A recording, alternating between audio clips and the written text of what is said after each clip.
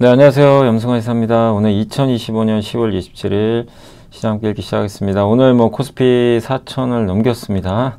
예, 정말 역사적인 날이죠. 정말 앞자리 숫자가 완전히 바뀌었고 4천이 정말 처음엔 가능할까 싶었는데 정말 오래 걸렸습니다. 오래 걸렸고 어쨌든 이제 4천까지 왔고 이게 또 끝이 아니라 새로운 한국 증시 재평가가 되길 좀 바라는 마음이고, 근데 너무 단계 많이 올랐죠. 그래서 속도 조절도 좀 염두는 해둘 필요는 있어요. 계속 달릴 수는 없는 거니까. 어쨌든 정말 가파른 그리고 주가 상승이 좀 나온 것 같습니다. 자, 오늘 이렇게 좀 이제 증시가 크게 상승했던 배경은 사실 이제 미국의 물가인데, 이런 이제 미국 증시 좀 얘기 좀 해드릴게요. 소비자 물가가 생각보다 괜찮았고, 미국의 AI만 실적이 좋은 게 아니라 GM, 포드도 실적이 다 좋아요. 이런 부분들이 우호적이었던 것 같습니다. 자, 그래서 이제 오늘 해드릴 내용은 일단 저희 강연에 이렇게 한 분이 치즈케이크 좀 주셨어요. 그러니까 저희 이제 스태프들하고 해가지고 편지까지 써주셔서 너무 감사드립니다. 그래서 강연에 이렇게 지난 토요일 날 강연에 자리가 없어가지고 너무 많이 오셔가지고 좌석을 초과해서 서서 보신 분들도 꽤 많으세요. 그래서 또 저희 이제 고객 게시판에 강연에 좀 들으신 분들은 후기 좀 많이 남겨주시고, 이제 그런 게 되면 저희가 또 동력을 얻겠죠. 그래서 더 많이 할 수가 있기 때문에. 그리고 이제 깡토님, 강연 좀 다시 한번 좀 감사드리겠습니다. 깡토님이 젊은 분들 팬이 되게 많으시더라고요. 20대, 30대 이렇게 많은 분들 오셔가지고 깡토님 강의. 깡토님이 이게 어떻게 보면 슈퍼개미시죠. 슈퍼개미시고 강연도 되게 잘하시고 말씀하시는 거 좋아하시더라고요. 그래서 섭외 저희도 잘했던 것 같고, 다시 한번 이 자리 빌려 감사드리고, 추세 추종 매매 하시는 걸로 되게 유명하시죠. 그래서 열강을 해주셨습니다. 사실 거의 한 2시간 강의를 거의 한 2시간 해주셔가지고 저희 너무 감사드리고, 내년에도 한번 또 섭외 요청 좀 드려야 되겠습니다. 요즘에 이제 저희가 슈퍼개미님 분들, 근데 이제 부산 강연에도 슈퍼개미 한번 옵니다. 제가 이제 나중에 공개해 드릴게요. 여러분이 아시면 너무나 좋아하시는, 어디서도 강연 안 하시는 분이에요. 섭외를 해버렸어요. 그래서 부산 강연에도 많이 기대해 주시면 감사하겠습니다.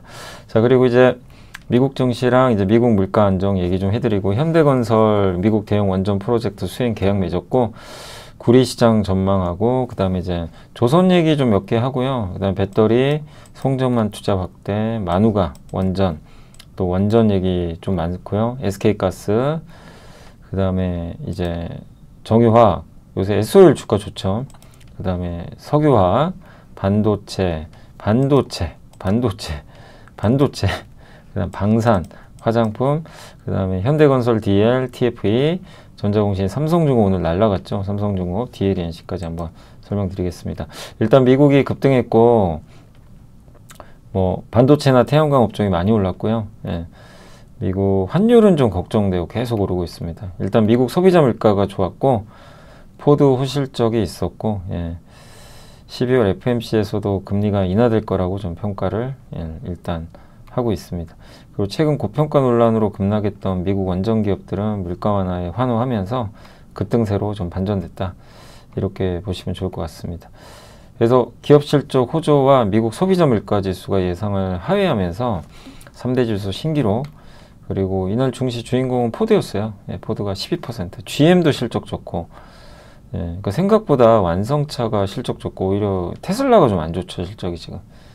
전기차만 판매하는 회사는 좀 힘들고, 완성차 내연기관 판매하는 회사들은 오히려 실적이 괜찮은 그런 상황이고, 포드는 현재로서는 그다지 섹시한 이름은 아니지만 실적은 섹시한 것 같다, 이런 좀 내용의 또 평가도 있었고, 반도체도 좋았습니다.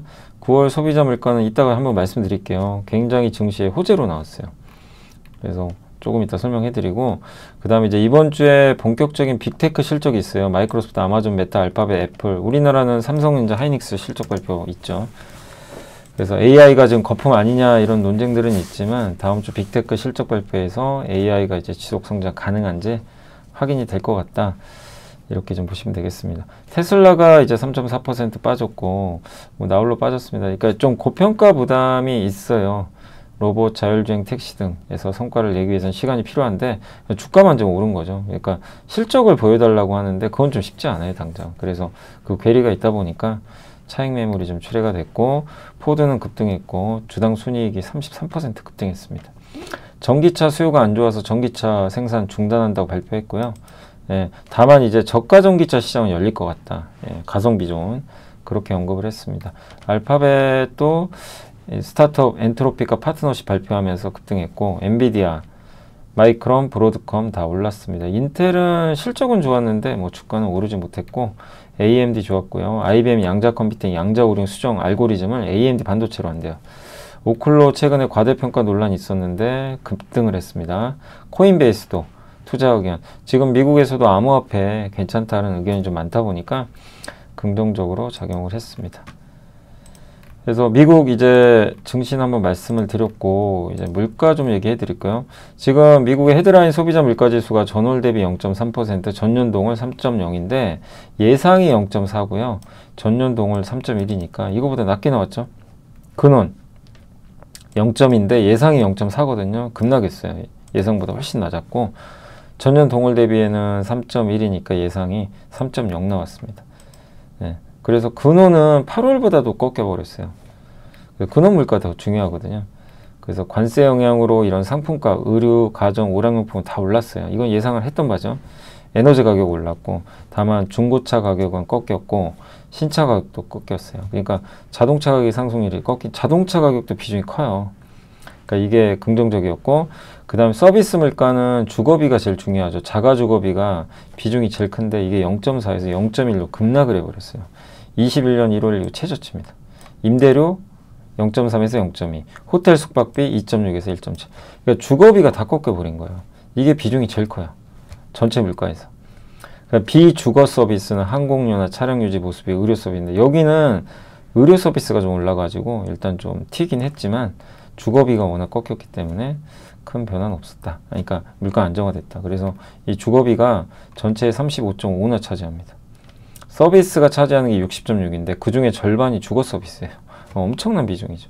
그 주거비가 제일 중요한 거예요. 주거비 꺾이면 그냥 꺾여버리거든요. 그래서 보시면 이게 하우징, 예, 보시면 확 꺾였죠. 주거비가 이렇게 파란색이 다른 건 올라오는데, 그러면서 이제 물가가 꺾였고, 10개 투자은행 중에 9곳이 10월과 12월 연속 금리 인하, 12월도 금리 인하 할 거로 이제 전망이 나와버리니까 시장이 완전히 이제 흥분을 해버린 것 같습니다. 그래서 주거비가 계속 하락하고 있고, 임대료 추세 보면 여전히 주거비 둔화세가 이어질 것 같고, 서비스 물가 둔화는 이제 관세 인상으로 인한 상품 물가 상승을 상쇄할 것 같고, 또 월스트리트 저널 기자 닉 티밀하우스도 연준은 다음 주 금리를 인하하고 12월 회의에서도 추가 인하할 거다. 골드만삭스도 다음 주 또 12월 인하. 자가 주거비의 큰 폭 둔화는 평균 회기 현상에 의한 것이지만 신규 임대료 완화 등으로 반영하면 26년까지도 주거비가 꺾일 거래요. 이렇게 되면 연준은 금리 인하 계속하는 거예요. 그래서 내년에 기준금리가 3.25까지 떨어질 걸로 보고 있습니다. 또 이거는 증시 호재죠. 방향이 계속 아래로 가니까 시장에는 좋을 수밖에 없다. 거기에 이제 양적 긴축도 이제 끝날 가능성이 높습니다. 그래서 FOMC는 이번에 긍정적일 것 같고요. 자, 그 다음에 현대건설이 지난 주말에 뉴스가 뜬 거예요. 미국 대형 원전 프로젝트 수행 계약을 맺었다. 이건데 수주받은 건 아니고요. 처음에 우리 페르미 아메리카 공부 많이 했죠. 제가 강연회 때도 페르미 아메리카 많이 소개해드리고 뭐 함께 배우기로도 언급을 해드렸는데, 이 페르미 아메리카에 주목을 해야 되고요. 왜냐하면 여기 파트너사가 두산에너빌리티, 현대건설, 삼성물산이거든요. 이미 그 미국 공시에 적혀 있어요. 네. 근데 이 회사가 이제 원전을 4개나 짓는데 여기에 그 처음에 개념 설계라고 하거든요. 원전 지을 때 이제 개념 설계부터 초기에 해요. 그래서 기본 설계 용역인데 요거 계약을 현대건설과 맺어버렸습니다. 그래서 여기 있죠. 첫 단계는 부지 배치 계획, 냉각 방식 검토, 예산 및 공정서지 이런 걸 하거든요. 이거 현대건설이 먼저 맡긴 거예요. 물론 이거 한다고 수주받는 건 아닙니다. 다른 회사가 수주할 수도 있지만 현대건설이 안 하면 누가 할까요? 할 회사가 저는 별로 없는 것 같은데. 예. 그리고 이제 미국 원자력 규제 위원회에서 통합 인허가 검토 중인데 아마 조만간 이것도 나올 것 같고, 그래서 현대건설과 두산에너빌리티는 이미 페르미 아메리카 상장 당시에 들어가 있었고, 여기 페르미 아메리카 원전 4개 이름이 도널드 트럼프 원전이에요. 예. 얼마나 의지가 강력한지 알고 있겠죠. 그래서 본 수주 계약까지 아마 이어지지 않겠냐. 그래서 이 주가가 뭐 실적 안 좋다고 해서 확 빠지다가 그냥 날아가 버린 거죠. 이틀째 급등했습니다. 자, 그리고 이제 구리는 이제 여기 국제금융센터에서 아주 좋은 자료가 나왔는데, 구리는 금속계의 팔방미인이다. 우리가 사실 이제 구리하면 LS, 풍산, 일진전기 생각하죠. 이 세 개가 사실은 이제 구리의 가장 핵심 수혜 기업으로 이제 떠오르는데, 어쨌든 구리는 금속계의 팔방미인으로 제2의 석유가 될 거다. 구리는 이제 붉은 빛의 부드러운 금속이고요. 그 다음에 전기 전도성 아주 뛰어나죠. 예. 그 다음에 녹이나 부식도 방지하고, 구리의 녹는 점도, 이 녹는 점은 1084도로 상대적으로 또 대부분 금속에 비해 상대적으로 낮아서 성형 및 가공이 용이하고, 구리는 뛰어난 물리화학적 특성도 갖고 있고, 건축 전부 많이 쓰이죠. 또 특히 전기차, 태양광, 풍력, 재생에너지, 내연기관차보다 전기차가 훨씬 많이 쓰이죠. 예. 그 다음에 전통 발전소에서는 구리가 메가와트당 1, 2톤인데 재생에너지는 2.5에서 6.4톤. 데이터 센터에도 많이 들어요. 그 엔비디아의 AI 가속기에도 구리가 많이 들어가요. 그리고 구리 광산은 특정 그 국가에 이제 몰려 있죠. 근데 런던 금속거래소 LME에서 구리 선물 가격이 보시면 거의 사상 최고치 근접했습니다. 엄청 올랐죠. 그러니까 금만큼은 아니지만 오르고 있고, 이렇게 오른 이유가 몇 개 있어요.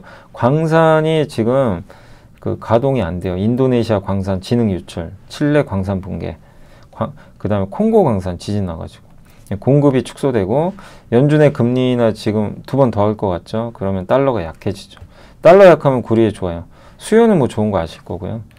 그래서 근데 이게 구조적이란 얘기죠. 앞으로 구리 공급이 늘긴 좀 어려울 것 같고, 공급 차질. 구리 그리고 광산을 새로 신규 프로젝트를 해도 이게 구리 생산하는데 시간이 엄청 오래 걸려요.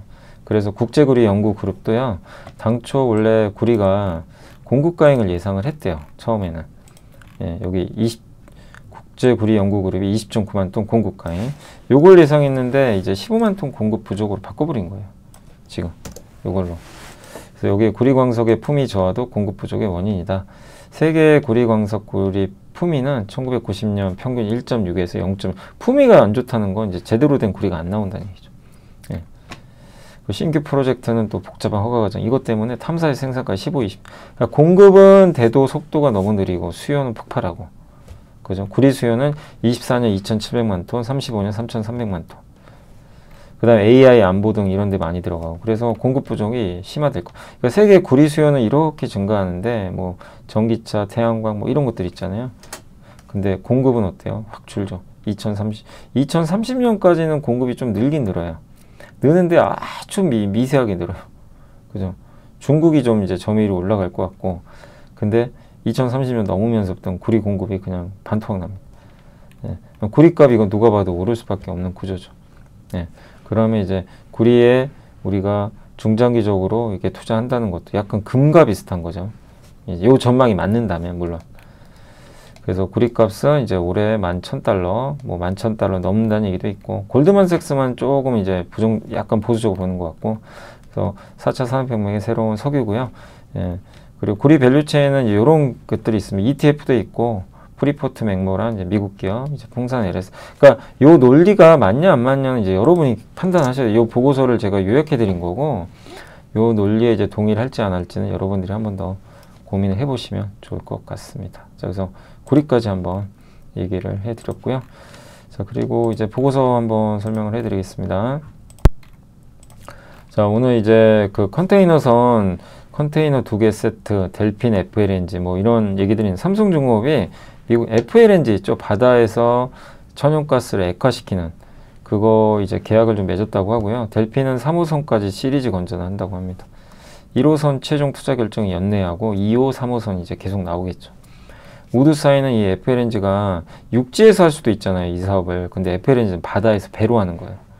비용, 보안, 속도 세 가지 강점이 있어서 급성장한다. 여기 최강자는 삼성중공업입니다. 그리고 오늘 뭐 삼성중공업 완전히 날아가 버렸죠.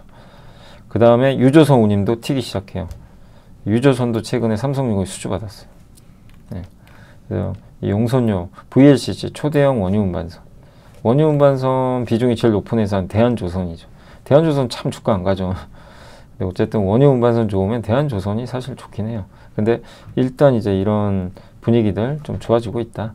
그래서 삼성중공업이 좀 수혜를 받고 있고, 조선 4년 반 만에 모잠비크 LNG, 여기도 삼성중공업이 관여가 돼 있어요.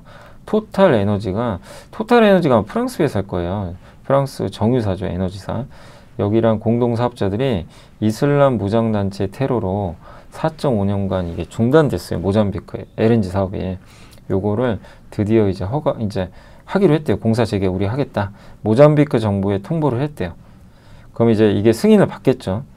그래서 5년 늦었는데 어쨌든 이제 시행이 들어갑니다. 공정률은 40%. 생산분의 90%는 이미 계약은 다 끝났어요. 그럼 이거 하려면 LNG 운반선 필요하죠. 총 17척이 필요한데 여기 현대사무가 9척, 삼성이 8척 담당할 거라고 합니다. 그래서 이미 완판됐고 우리나라는 본행 접종이 수혜받겠죠. 그리고 원재료인 MDI 가격도 안정화되고 있어서 이런 부분들은 좀 우호적이다 라고 봐주시면 좋을 것 같습니다. 조선업에 이런 이슈가 있고요.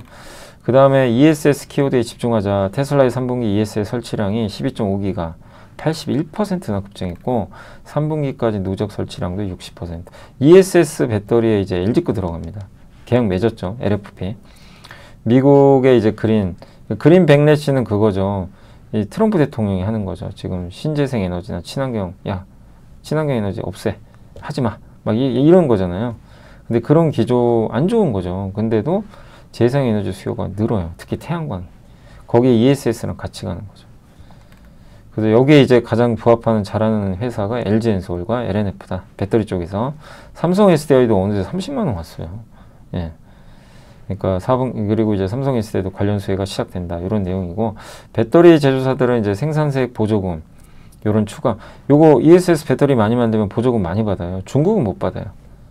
그래서 김현수 연구원님은, 그러니까 애널리스트마다 조금 의견들은 다른 것 같아요. 근데 김현수 연구원님은 ESS 상당히 중요하다고 봐요. 이익 비중에도 많이 차지할 것 같다. 이제 좀 낙관적으로 ESS를 봐주시고 있습니다. 근데 이분 얘기대로 좀 주가 움직여 버렸죠, 실제로. 네. 그래서 단기 악재는 전기차는 아직 잘 안 돼요. 근데 ESS에 민감하게 좀 반응을 이미 하고 있고, 배터리 섹터 버블이 한창이던 시기에 23년 기억하시죠? 그때는 김현수 연구원님이 잘 얘기해 주셨죠. 배터리 팔아라. 보수적으로 봐야 된다. 근데 지금 와서 생각하면 아주 잘 맞춰주신 거고, 지금은 이제 2년 만에 반등 국면이므로, 근데 지금 이제 와가지고 배터리 여기서 올라왔다고 공매도 치는 건 아니다. 위험하다. 그러니까 배터리는 긍정적으로 보고 계세요. 그리고 지금 반도체만 막 사잖아요, 기관들이. 근데 당분간 이제 배터리로도 수급이 올 수 있다. 예, 이런 좀 내용인 것 같습니다. 근데 이제 다만 LG엔솔도 워낙 많이 올랐어요, 최근에. 그래서 시총이 좀 부담스러워요. 105조 원이면 싼 게 아니죠. 그래서 단기 상승 탄력은 둔화될 것 같고, 그래도 크게 빠지진 않을 것 같고요. 그리고 중소형주 보자 그러면 LNF 여전히 상승 여력이 있고, LFP 관련한 제품 이제 관련된 한중 NCS 한중 NCS 아닌가요? 네, 제가 이름이 헷갈리는데. 네, 그리고 탑 머티리얼 이런 걸 보자는 내용입니다. 그 송전망 투자 확대, 퍼스트 에너지, 센터포인트 에너지, PG&E는 그 3분기 실적 발표에서 설비 투자 확대를 언급했고, 데이터 센터 때문에 전력 수요. 그러니까 미국은 지금 계속 같은 말 반복하죠. 전기 필요합니다. 송전망 낡았습니다. 교체해야 됩니다. 투자해야 됩니다. 다 비슷한 얘기를 하고 있어요. 퍼스트 에너지도 송전망 투자 제안서 지출. 그래서 송전망 이제 투자를 이제 앞으로 늘릴 수밖에 없는 상황이고, 이 모든 원인은 데이터 센터 때문이죠. PG&E 최종 설계 단계 파이프라인도 1.6기가와트 대부분 2030년까지 가동한다고 하고요. 예. 그리고 센터포인트 에너지 2031년, 퍼스트 에너지 2035년까지 30% 늘어날 것 같다. 그럼 이제 송전망 투자하면 변압기, 케이블 이런 게 또 추가로 필요하니까 현대일렉트릭, 효성중공, 히타치, GE 버너바 이런 전력기기 업체한테 호재다. 그리고 숙련된 인력은 또 부족해요. 그래서 좀 사이클이 오래가지 않겠냐라고 생각을 하고 계신 것 같습니다. 네, 그리고 이제 지난주에 이제 마누가 한번 말씀드렸죠. 마누가 프로젝트, 예, 마스가 말고 십빌딩 말고요. 마누가 뉴클리어, 예, 요거를 이제 우리가 원전을 도와주겠다는 거죠. 그래서 김정건 산업부 장관이 산업통상부 장관이 그 크리스 라이트 에너지부 장관과 협력 방안 논의했고, 이 자리 원전 수출 담당 과장도 동행을 했다고 합니다. 그래서 이제 트럼프 대통령 행정부는 지금 대형 원전 10기 착공해야 돼요. 2030년까지. 시간이 얼마 없어요. SMR 말고 대형 원전이요. SMR도 해야 되고. 그러니까 두 가지 모멘텀이에요. 우리 입장에서 SMR, 대형 원전. 이 둘 다 같이 가는 그림이죠. 근데 빨리 해야 돼요. 시간이 얼마 남지 않았습니다. 미국이 급해요. 우리보다. 예, 그래서 우리랑 파트너를 맺을 것 같고, 왜냐하면 한국은 전 세계 어느 나라보다 원전 공급망이 완벽하게 갖추고 있고 싸고 빨리 만들어져요. 이보다 더 뛰어난 강점은 없어요. 그래서 저는 이제 계속해서 저도 공부를 하면서 느낀 게 결국 한국 원전엔 답이 없다. 다른 나라는. 그렇다고 뭐 중국을 손잡을 거 아니잖아요. 중국 대체, 러시아 대체하는 원전 국가는 한국밖에 없어요. 프랑스는 너무 늦어요. 다만 이제 미국으로 진출할 때는 AP1000 이게 웨스팅하우스 거예요. 우리나라 거는 APR1400 원전 노용이라고 하는데 우리는 요게 있고 한수원이 하는 그 다음에 미국 웨스팅 요거를 기반으로 할 가능성이 높아요. 미국 거 쓰라는 얘기죠. 그래서 이제 팀코리아가 좀 어렵다는 거예요. 그래서 저는 이제 두산에너빌리티나 현대건설을 좀 더 우위로 봤던 거고 한국전력이나 한전베이스나 한전기술이 나쁘다는 게 아니라 이게 팀코리아로 가면 이들이 좋거든요. 근데 팀코리아를 안 가면 조금 이게 아쉬운 거죠. 근데 이거를 협상을 해가지고 팀코리아 되면 한전이 최고 수혜죠. 그러면 그냥 그죠? 근데 그게 안 된다면 요 두산 에너빌리티나 현대건설이 모멘텀이 더 클 수밖에 없는 거죠. 이런 이유들 때문에. 어쨌든 현대건설이 또 이번에 페르미 아메리카 아까 이제 원전 그 설계 계약 맺었기 때문에 모멘텀을 좀 받고 있는 것 같고, 장문중 강민찬 연구원님도 KB증권의 장문중 연구원님이 올해 원전에서는 가장 이제 좀 핫하시죠. 현대건설을 밀어붙이셔가지고 잘 맞추셨는데, 어쨌든 웨스팅하우스는 원전 기술 시공 능력이 좀 떨어집니다. 그리고 옛날에 중국 프로젝트에 공급한 것도 있어요. 근데 그거 다 중국 기업들에 수행됐거든요. 그러니까 미국은 이제 이게 짜증 나는 거죠. 우리가 해야 되는데 그런 거죠. 미국 주도로 글로벌 공급망 구축하자. 그래서 웨스팅하우스를 중심으로 이제 판을 만들겠다는 거예요. 근데 여기서 이걸 도와줄 국가는 한국밖에 사실 없습니다. 한국은 이미 36개의 원전을 국내에서 건설한 수행 이력이 있고, 보시면 한국이 제일 싸게 만들어요. 그죠? 무시 못하는 거죠. 다만 이제 원전주도 많이 올랐으니까 그 점은 조금 단기로는 주의는 해야 되겠죠. SK가스 CEO 간담회가 있었다고 하고요. IM증권의 전유진 장호 연구원님이 이제 참석하신 것 같은데, SK가스는 뭐냐면 LPG를 사와서 트레이딩 하는 거예요. 그래서 이게 늘 안전적인데 성장하는 기업 아니에요. 근데 갑자기 성장주가 됐던 건 저 울산 GPS가 뭔지 많이 설명드렸죠. 근데 뭐 모르시는 분도 계시니까, 울산 GPS 뭐냐면 원래 LNG 발전이 있잖아요. 그럼 LNG 발전은 원료로 LNG로 하죠. 그걸로 터빈 돌려가지고 전기 만들죠. 근데 이건 뭐냐면 평소에 LNG로 발전을 해요. 근데 LNG 가격이 너무 오르면 발전소 수익성이 안 좋아지잖아요. 원재료비가 올라가니까 그때 LPG도 돌려요. LPG로 이제 터빈을 돌려가지고 전기를 만드는 거예요. 그러니까 둘 중에 하나 선택하는 거죠. 그래서 요거 선택하는 그 발전소입니다. 요걸 이제 울산에 만들어 놓은 거예요. 근데 이게 이제 돈을 잘 벌기 시작을 한 거죠. 그러니까 LNG가 비싸면 LPG 하면 되고, 왜냐하면 LPG는 가격이 좀 안정적이거든요. 평소엔 LNG로 하다가, 그래서 이걸로 좀 성과 나오니까 이걸 더 늘릴 가능성도 있대요.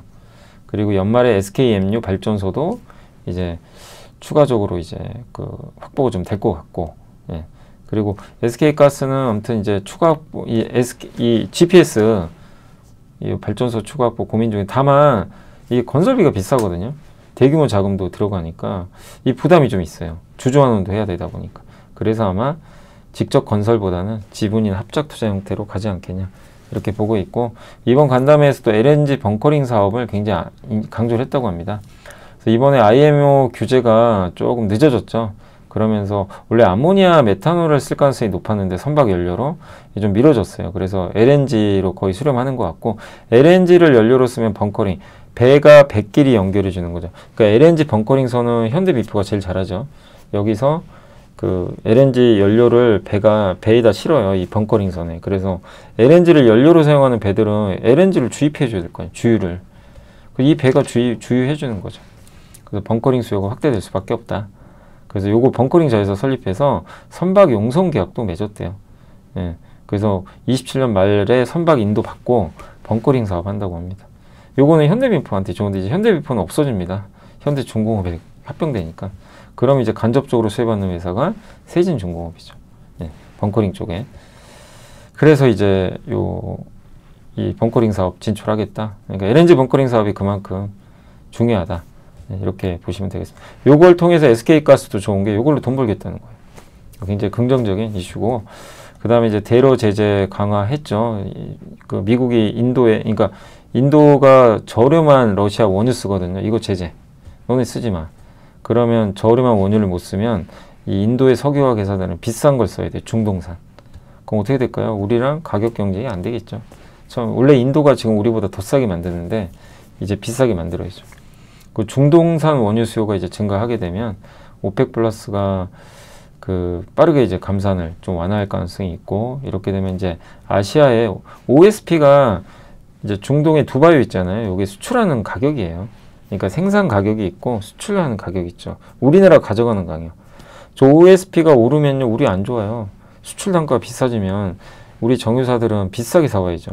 OSP가 떨어지면요, 우린 싸게 사오는 거예요. 저건 낮을수록 좋아요. 그래서 조달원가.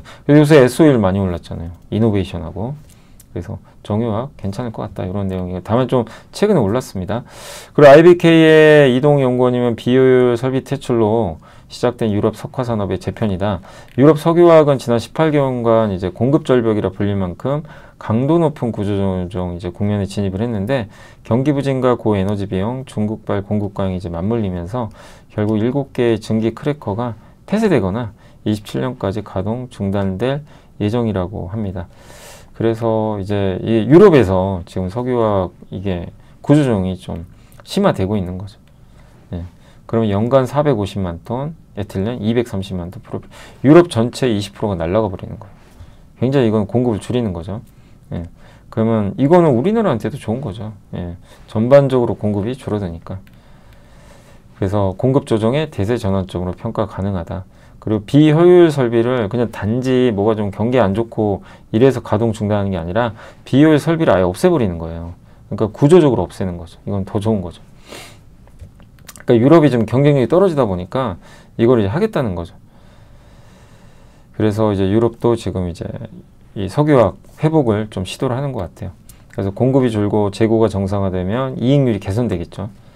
그래서 아이네오스는 이제 벨기에 엔트워프에서 145만 톤 규모의 에탄 크래커 프로젝트를, 여기서 이제 에탄을 이용해서 에틸렌을 만들어내는 거거든요. 그래서 미국 셰일가스를 원료로 써요.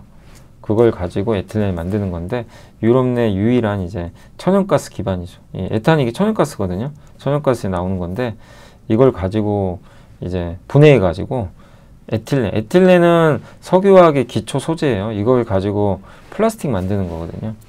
그래서 이런 사업도 지금 이제 내년부터 본격적으로 가동이 들어간다고 합니다.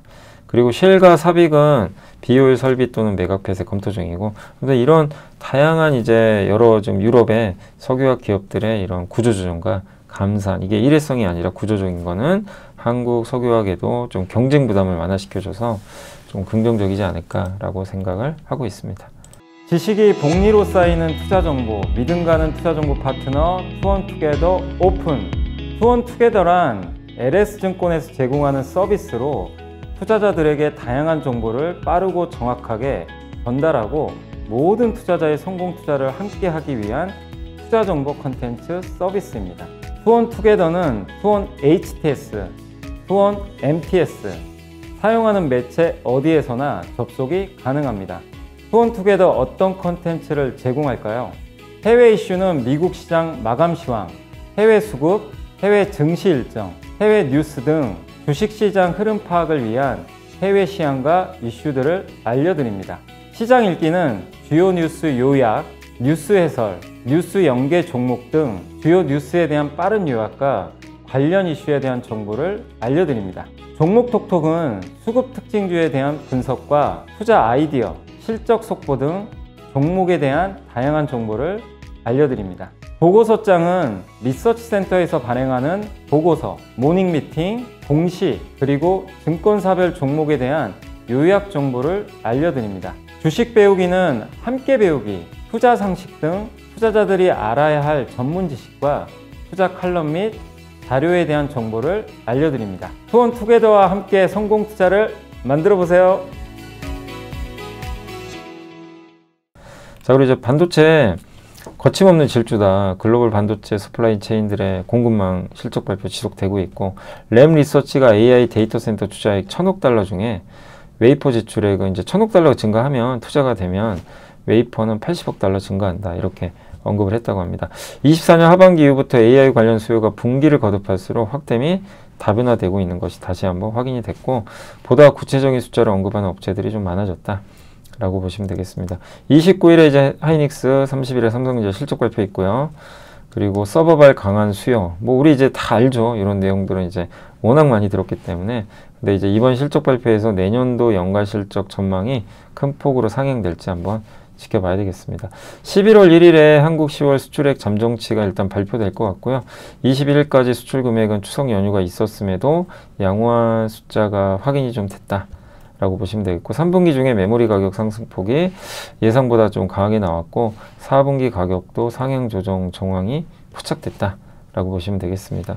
10월 월간 수출액도 전년 동월 및 전월 대비 양호한 데이터가 확인될 걸로 예상을 하고 있기 때문에, 그러니까 계속 좀 분위기는 괜찮을 것 같아요. 이제 많이 오른 주가가 좀 부담이지, 전체 업황이나 이런 분위기는 쉽게 지금 꺾일 분위기는 아닌 걸로 좀 보여집니다. KB증권의 김동원, 강다현 연구원님은 모바일 드림 가격이 20% 이상 오르고 있대요. 모바일은 수요가 없는 걸로 알잖아요. 아니에요. 지금 가격 오르고 있어요. 왜냐하면 애플이 그 고사양 모델에만 적용했던 그 12GB, 애플 아이폰의 D램이 옛날에 8기가 들어갔거든요. 이걸 12기가로 고사양 모델을 올렸는데, 내년 하반기 출시 예정인 아이폰 이제 일반 모델도 12기가로 올린대요. 예, 이거는 당연히 그럼 용량이 올라가겠죠. 그럼 거기다가 애플 아이폰도 지금 잘 팔려요. 예, 교체 수요가 붙어가지고. 그리고 삼성전자는 지금 생산 능력이 여유가 조금 있다고 하는데, 애플로부터 주문을 많이 받을 거라고 합니다. 왜냐하면 지금 사실 애플 입장에서는 삼성 거나 하이닉스 거는 별 차이 없어요. 예, 왜냐하면 이건 범용 디램이기 때문에 삼성 거를 주문을 할 가능성이 높다. 왜냐하면 공급 능력이 좀 있기 때문에. 그리고 내년에 DDR5 마진이 오히려 HBM3를 넘어갈 것 같다. 이거 좀 의외죠. HBM이 제일 비싼 걸로 알려지는데 이익률이 DDR5가 넘을 수도 있다. 네. 이것도 삼성한테 되게 좋은 그림이죠. 최근 클라우드 업체들의 뭐 대규모 연산 지원 모델 채택 급증도 호재고, 그래서 내년하고 내후년까지는 이제 D램 시장은 신규 생산 능력을 확대할 공간이 부족해요. 그래서 굉장히 공급이 부족하고, 언제부터 공급되냐? 평택 P5 공장이나 용인 하이닉스 공장이 가동 들어가는 게 28년입니다. 그러니까 28년부터는 공급 증가 있을 수 있다. 그럼 사실 그때쯤 그 전부터 이제 주가는 꺾이겠죠. 예. 그래서 28년 가동 예정인 126만 평 규모의 용인 반도체 클러스터는 현재 세계 최대 반도체 공장인 삼성전자 평택 캠퍼스 대비해서 1.4배 규모로 총 16GW 전력이 좀 필요하다. 그러니까 이것도 이제 약간 변수가, 전기가 부족하면요 가동이 또 안 될 수 있어서 공급이 또 부족할 수도 있어요. 그러니까 지금 스케줄에 의하면 28년부터 공급이 느는데, 전기가 부족하면 계속 부족할 수도 있다. 그러니까 이거는 지금 우리가 걱정할 문제는 아니고요. 예, 저거 내년 하반기에 좀 한번 고민해 봐야 되겠죠. 근데 어쨌든 공급은 아직 늘기 어렵다. 전례 없는 호황 사이클이다. 이렇게 보시면 되겠고, 다월 투자의 고영민, 김현미 연구원님은 결핍에 집중하면 답이 보인다. 소부장들은 아직 실적 개선세가 나타나지 않았지만 중요한 건 사이클이다, 실적보다. 예. 근데 지금 생산업체들이 지금 증설을 많이 못했잖아요. 그래서 인프라랑 전공정 투자를 해야 되거든요. 그래서 이제 건물 짓고 장비 치워야 돼요. 그래서 인프라 확증, 인프라 사이클이 온다면 지금 수혜를 받을 수 있는 기업들을 보자. 이런 좀 내용입니다. 향후 2년간 인프라 투자는 반드시 필요한 지금 상황이라고 합니다. 전공정 투자, 이제 공급사들 D램 재고 워낙 낮고요. 근데 이제 9월 중순 이후 반도체 대형주와 소부장 기업들의 주가가 워낙 많이 올랐는데 밸류는 높아요. 근데 사이클은 아직은 좀 높은 게 아니죠. 예. 그래서 사이클 기대감에 따라서 PER이 오르고 실적이 오르면서 PER이 떨어지는데, 다시 상승 사이클 장기화되면서 PER이 오르는 이런 사이클로 간다고 합니다. 예. 그러니까 지금은 이제 멀티플만 오른 거죠. PER만. 최소 2년간 이제 여기 다 똑같은 얘기하고 있죠. 2년간 공급 증가 제한적. 아까 KB증권도 마찬가지고. 예. 그래서 여전히 상승 사이클 초반이고 여러 기업을 사버려라. 이런 내용이고, 최선호주는 VM입니다. 하이닉스에만 거의 공급을 하는 회사, 식각 장비. 여기는 램 리서치가 독점인데 요거를 깨고 이제 하이닉스에 공급을 하고 있고, 예, 특히 이제 원시부터 원시가 이제 가장 최첨단 공정이죠. 외산 장비사 없이 아마 단독으로 공급할 가능성도 있다. 이런 내용입니다. STI는 인프라 쪽이에요. 그래서 인프라 관련해서 동시다발적 대규모 인프라 프로젝트 집중 구간이다. 26년 하이닉스 용인 클러스터 및 해외 인프라 수주 인식 및 삼성전자 이 공장도 투자가 예정돼 있다.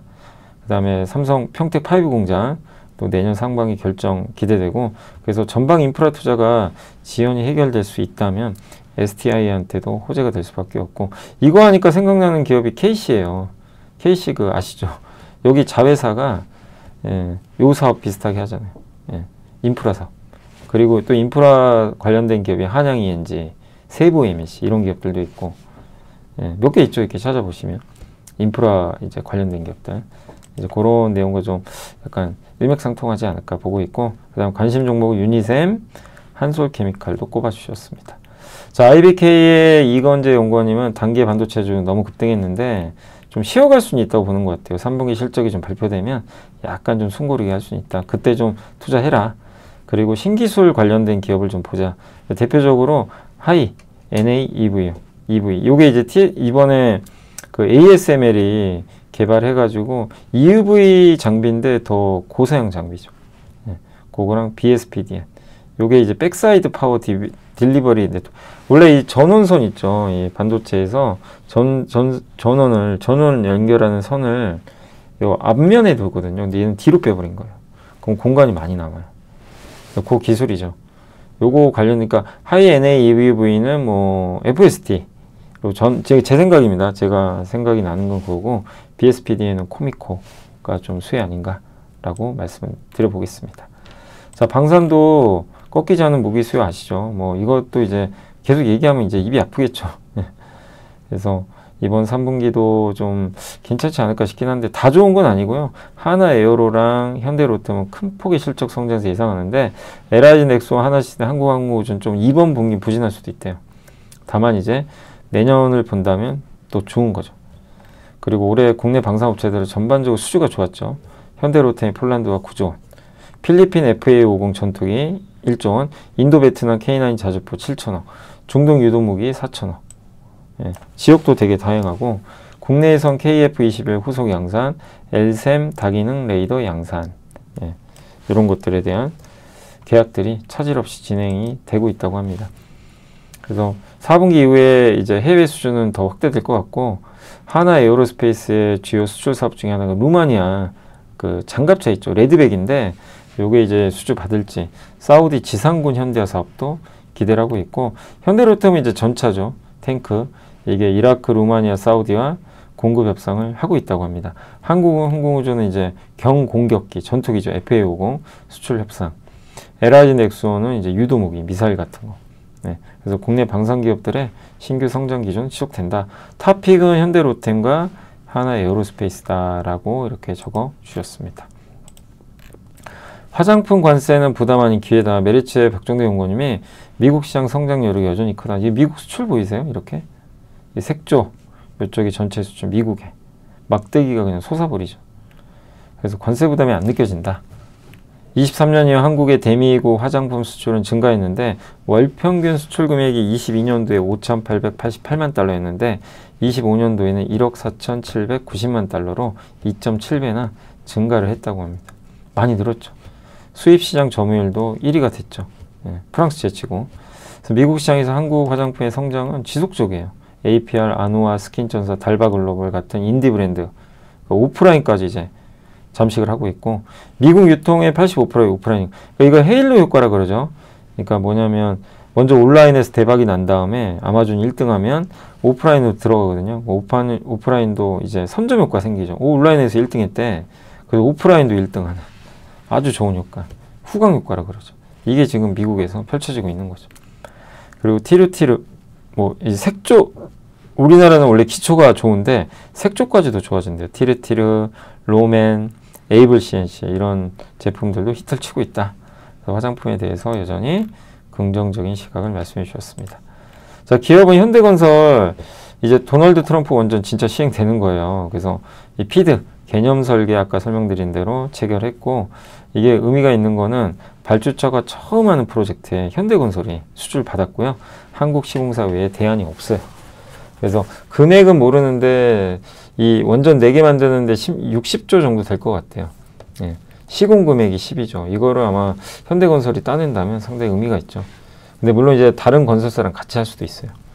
트럼프 원전은 그 시작점이고, 메리츠에서는 아래 3개 프로젝트도 주목한대요. 플로리다, 터키, 포인트 6, 6, 6 and 7 요 프로젝트 지금 이거 좀 착공이 중단됐어요. 근데 여기 운영사가 요거 하려는 데가 아직은 사업 재개 의지가 없는 것 같아요. 그래서 요거는 좀 시간 걸릴 것 같고, 윌리엄 스테이트 리 1 and 2 요거는 듀크 에너지가 개발했는데 이것도 지금 착공을 안 했거든요. 하려다가 멈춘 거예요.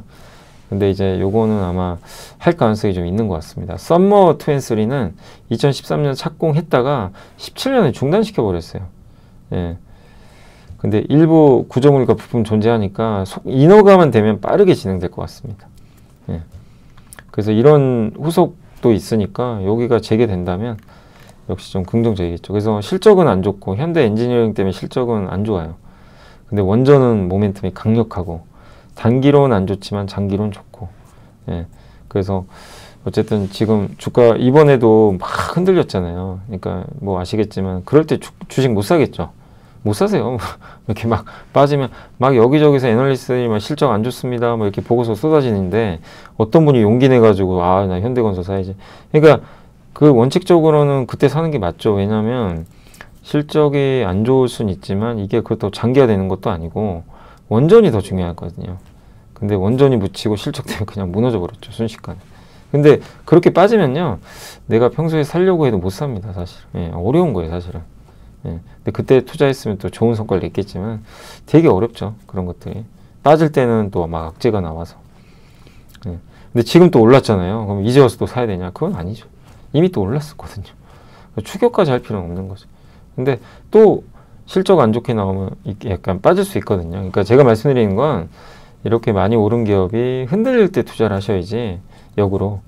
예, 이미 또 올라갔을 때 뒤늦게 하지 말자. 뭐 내용은 좋지만요. 그리고 이제 IBK 투자증권의 이동연구원님은 DL 아시죠? 여기가 참 힘들죠. 석유화. 예, 근데 여기가 여천 NCC도 있다 보니까 여천 NCC가 부도날 뻔했어요. 그 주가가 박살 나버렸죠. 근데 정부가 구조조정하고 살리기로 결정을 했습니다. 그래서 아마 치약은 지나가고, 요새 석유화학도 좀 살아나잖아요. 예, 유럽도 아까 말씀드린 대로 구조조정, 일본 구조조정, 중국도 감산, 한국도 구조조정. 예.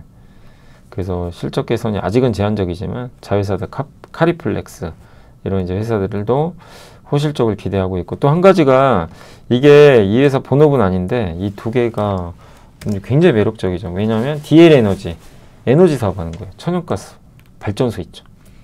미시간주 나일제 천연가스 복합 발효, 미국 펜실베이니아주 페어웨이 요거를 갖고 있어요. 지분을. 여기서 이제 전기요금이 올라가면요 당연히 수혜를 받겠죠. 그래서 이 두 개의 발전소는 미국 최대 전력 시장인 PJM에 안정적으로 전력을 공급하고 있습니다. 예. 이 회사 지분을 갖고 있거든요. 이건 숨겨진 호재죠. 예. 전기요금 계속 오르고 있고. 그래서 DL 에너지와 이런 가치는 에너지가 부여한 이 가치가 올라가지 않겠냐. 그리고 호텔, 글래드 호텔 아시죠? 이거 매각한다는 얘기는 있지만 어쨌든 아직 가지고 있고, 호텔 부문 실적은 좋을 수밖에 없죠. 뭐 이거는 두말하면 잔소리가 될 것 같고요. 그래서 연천 NCC 우려로 지금 PBR 0.2배까지 빠졌는데 좀 과도한 하락 아닌가라고 생각합니다. 자, 그리고 TFE는 이게 테스트 소켓 업체죠. 이제 우리나라에서 ISC, 리노공업, 그리고 TFE. 예, 이렇게 보시면 되겠고, 예, TSE도 있죠. 약간 헷갈리지 마세요. 거기도 뭐 소켓을 해요. 예, 소켓 하지만 거기에 핵심은 이제 프로브 카드죠. 프로브 카드가 핵심이고, 어쨌든 이제 실리콘 포토닉스 수혜 본격화 TFE입니다. 예, 그래서 이게 뭔 내용이냐, 뭐 실리콘 포토닉스는 도대체 뭐고, 그럼 왜 이 회사는 테스트 소켓 하잖아요. 그러니까 반도체를 테스트해주는 소켓을 만드는데 이게 왜 좋냐? 근데 여러 이유가 있어요. 우리 지난주 토요일날 제가 소캠 올려드렸죠. 예, 그거 같은 신규 메모리 모듈이 나오면 그런 거 테스트 해주고요. 예, 근데 이제 핵심은 요 실리콘 포토닉스 기반 CPU 기술이라고 합니다. 좀 어려워요, 내용이. 근데 이거를 하면 기존에 구리 썼거든요. 구리가 아니라 저 예. 광학 신호를 이용을 해요. 예. 그러면 훨씬 좋은 점이 많다고 합니다. 그래서 이미 북미 고객향으로 CPU 관련 소켓 샘플을 공급 중에 있고, 예. 신공장은 26년 상반기 중에 아마 본격적으로 가동이 될 걸로 보고 있고, 외형 성장 및 수익성 개선 가속화될 걸로 보고 있습니다. 목표 주가 61,000원으로 일단 상향 조정했고요. 북미 고객사용 데이터 센터용 대면적 소켓 공급 증가, CPU 반도체형 소켓 공급 본격화로 모멘텀 확보돼 있다. 상반기에 또 신공장 가동 들어가고, 그럼 CPU가 뭐냐? 코 패키지드 옵틱스인데, 실리콘 포토닉스는 반도체 공정을 활용해서 광학 엔진을 제조하는 거예요. 그러니까 전기 신호 대신에 광신호 있죠. 빛광자. 빛을 활용해서 데이터를 그러니까 전기가 아니라 이 빛으로 데이터를 전송하는 겁니다. 그러니까 기존에는 구리 배선 썼거든요. 근데 구리를 쓰는 게 아니죠. 네. 그래서 구리를 쓰면 신호 손실과 발열이 좀 있어요. 전력 소모도 좀 있고. 예. 그런데 이제 이걸 하기 위해서는 CPU가 있어야 됩니다. 패키징 기술이에요. 이렇게 어떤 기판이 있으면 거기에 패키징 어떻게 할 거냐. 그 기술입니다. CPU는. 그래서 실리콘 포토닉스를 하기 위한 하나의 패키징 기술이다. 요게 CPU가. 이렇게 보시면 되겠고, 스위치, 주문형 반도체, GPU 반도체 이런 거를 동일 하나의 패키지 내에 통합하는 기술입니다. 옛날에는 이제 광수신이나 뭐 이런 증폭기나 이런 것들을 이런 메인보드 끝단에 이렇게 실장을 하는데, 이거는 광학 엔진을 칩 근처에 패키징을 한대요. 뭐 이런 식으로. 예, 이런 것들이 있죠. 요게 여기다 그냥 하나에 모아버리는 거예요. 주문형 반도체 있죠. PIC 뭐 이런 것들이 있죠. 이런. 예, 여러 개로 분리된 것들을요. 반도체 칩부터 광학 엔진 이런 것들을 하나로 다 몰아버린 거예요. 여기다. 예, 요게 CPU예요. CPU.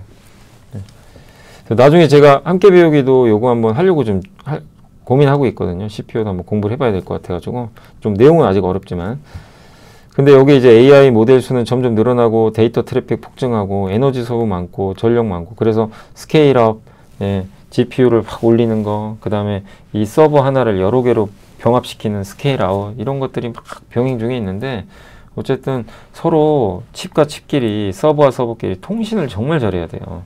그래서 서로 간에 통신 주고받는 이 데이터 전송망이 기술이 핵심이다. 기존엔 구리선 썼거든요. 근데 발열 있죠. 전력 소모도 좀 있죠. 이러다 보니까 광으로 하자. 광학신호 쓰자. 광 케이블로 하겠다는 거예요. 예. 그럴 때 이제 필요한 이 기술이라고 보시면 되겠습니다. 그래서 구리 배선에서는 데이터 전송 속도가 증가할수록 신호 손실이 급격히 늘어나는데, CPU 기술은 이제 전송 속도를 어쨌든 이제 늘려도 신호 손실이 이제 적은 거죠. 근데 대신에 이 공정은 너무 복잡해서 테스트를 해야 된대요. 테스트가 많대요. 뭐 광신호 경로, 정렬을 얼마나 정확히, 열 안정성 이런 것들 테스트 항목이 계속 들어가면 이게 단가 올라가겠죠. 그러니까 CPU 관련된 이 테스트를 수요가 는다면 당연히 TFA한테 좋은 거죠. 이미 이 회사는 샘플을 한번 수주한 이력이 있거든요. 네. 그래서 CPU는 앞으로 대세가 될 이제 AI 핵심 기술 중에 하나고요. 네, 테스트 관련 수요 증가로 수혜 기대된다. 그러니까 CPU 하면 혹시 뭐 실리콘 포토닉스나 CPU란 얘기가 나오면 TF이다. 이렇게 일단은 생각해 주시고, 제가 차후에 함께 배우기 위해서 한번 좀 더 쉽게 설명을 한번 드려보도록 하겠습니다. 네. 저도 아직은 완벽하게 공부를 한 건 아니라서 시간 갖고 좀 공부해서 알려드릴게요. 자, 그래서 오늘 이제 보고서는 다 말씀드렸고, 그 다음에 이제 공시 공시 두 개고요. 일단 삼성중공업이 유조선 세척 수주 따냈습니다. 라이베리아지요. 유조선 수주 최근에 증가하고, 운임이 엄청 올랐어요. 최근 유조선. 아까도 보여드렸지만 유조선이 부족해서 그래요. 지금 제일 공급 부족한 이제 선종 중에 하나가 이 유조선이 될 수밖에 없어요. 왜냐면 유조선이 나이가 제일 많아요. 그래서 배를 교체해야 됩니다. 중국이 또 많이 했기 때문에 한국으로 오겠죠, 이제 수주가. 예. 왜냐하면 미국이 중국 규제하니까. 그래서 삼성중공업, 또 여기 FLNG 해양플랜트 수주까지. 그래서 긍정적일 것 같고, DLNC는 코페르닉 글로벌 인베스터스가 그 단순 투자로 지분을 1.12% 더 늘렸대요. 요새가 좀 안 좋죠. 좀 빠졌는데 건설 경기가 좀 안 좋다 보니까, 코페르닉 글로벌 인베스터스는 일단 미국 플로리다주에 있는 규모 7조 원의 운용사입니다. 근데 가치 투자를 좀 해요. 근데 DL, ENC는 같이 투자할 만한 게 주가 저평가돼 있죠. 그래서 옛날에 LGU 플러스, 현대백화점, KT, 한국전력 이렇게 투자한 이력이 있다고 합니다. 그래서 지분을 늘렸고 국내 대표 건설사인데 주택사업 때문에 조금 부진하긴 하죠, 요즘에. 예. 뭐 수주도 좀 부진하고 신규 수주가 좀 많이 부족해요. 근데 이 순연금을 1조 가까이 들고 있고 PBR 0.3배로 밸류는 뭐 굉장히 저평가돼 있죠. 그리고 원전 기업 미국의 엑스에너지 지분도 갖고 있고. 그러니까 한마디로 성장은 조금 더 시간은 걸리겠지만 코페르닉에서는 아마 DLNC의 저평가 배력을 보고 지분 늘린 거 아닌가 이렇게 좀 생각을 하고 있습니다. 아까 그래서 DL도 그렇고 DLNC도 참 이게 성장은 이렇게 크진 않지만 예, 저평가돼 있다라는 그런 장점을 좀 있는 것 같습니다. 자, 이제 오늘 이렇게 시장이 끝이 났고 보시면 오늘 4,042거든요. 시장이 미쳤죠, 진짜. 하이닉스가 시총 400조 넘은 것 같은데요. 거의 시총 390조. 와, 엄청납니다. 삼성전자도 오늘 3% 드디어 10만 전자. 왜 이렇게 뭔가 이제 10만 전자 넘은 건 기분은 좋은데 그죠? 예. 하이닉스가 너무 달리니까 뭐 많이 오른 것 같지는 않아요, 사실. 그리고 오늘 어쨌든 현대중공업, 삼성바이오도 신고가, 사상 최고가가 간 것 같습니다. 그죠? 거의 신고가죠. 예, 사상 최고가. 결국 갔고, 그 다음에 현대차, 기아는 좀 부진했고, 그 다음에 오늘 일단 조선주 되게 좋았고, 변압기 좋았고, 카카오도 좋았습니다. 다만 포스코홀딩스 좀 부진했고, 삼성중공업, 조선, 또 SK도 이제 25만 원까지 왔네요. 삼성전기 계속 달리고 사상 최고가 향이 가고 있고, LG전자 좀 부진했고, 증권주, 두산 좋았고, 지주사 다 좋았어요. 하이브도 이제 좀 계속 왜냐면 이제 내년 기대되잖아요. 저도 이제 보고서 몇 번 소개해드렸지만, BTS 돌아오면, 우리가 BTS 효과를 간과하면 안 돼요. 이 방시혁 의장의 그런 좀, 이슈가 있죠. 그거 생각하면 투자를 못하지만, BTS를 봐야죠, BTS. 예. BTS 본다면, 그 가치가 얼마나 될지, 우리가 상상이 안 돼요, 지금. 예.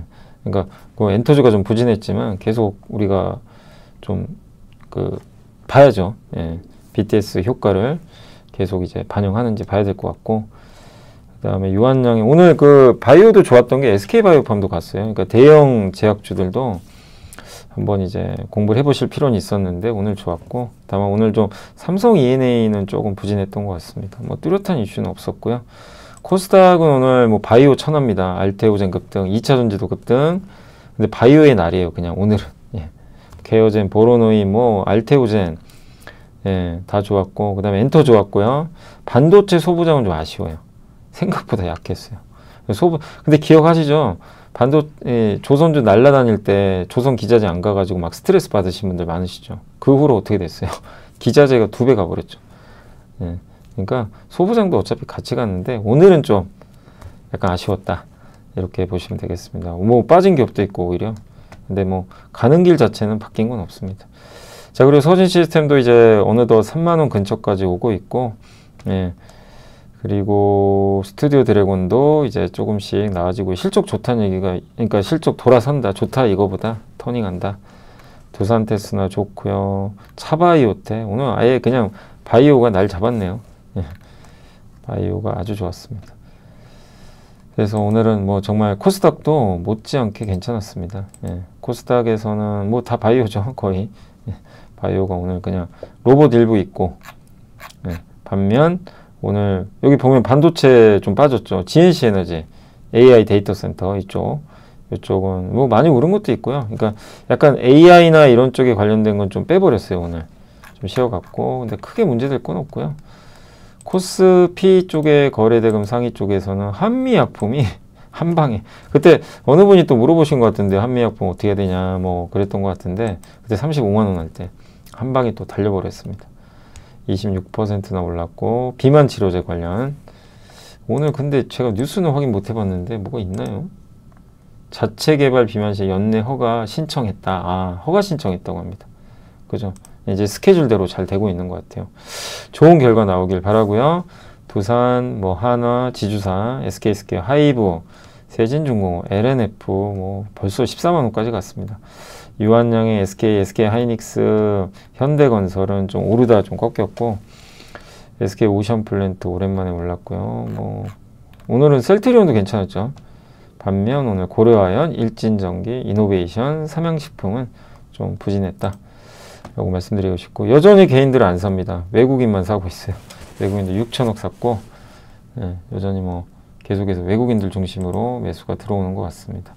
그리고 오늘 섹터 쪽으로는 한번 이제 보시면 조선주, 예, 비만 치료제, 바이오 조선, 반도체 대형주, 그죠? 예, 이쪽이 이끌었습니다. 시장을 계속 이끌고 있고, 그리고 증권주 좋았고요. 예, 엔터주 좋았고, 네, 인터넷 대표주도 오늘 카카오 네이버가 참 힘들지만 그래도 좀 오르고 있고, 태양광도 요즘에 분위기 굉장히 좋죠. OCI홀딩스도 그 강연회 때 OCI홀딩스 많이들 물어보시더라고요. 근데 이제 뭐 저도 방송에서 많이 소개해드렸으니까.